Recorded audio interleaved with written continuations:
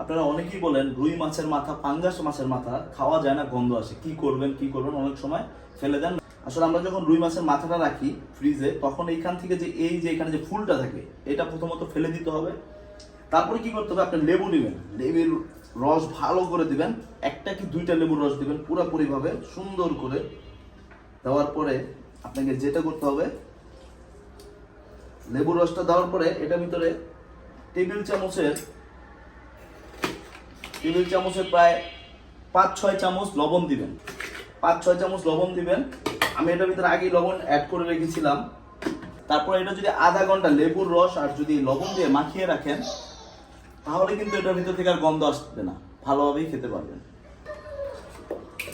এইভাবে ভালো করে মাখিয়ে রেখে দিতে হবে আধা ঘন্টার মতন। আর ভিডিওটা অবশ্যই বেশি বেশি করে শেয়ার করে দিবেন, কারণ অনেকেই রুই মাছের মাথাটা মূলত ধুইতে পারে না, যার কারণে বলে যে গন্ধ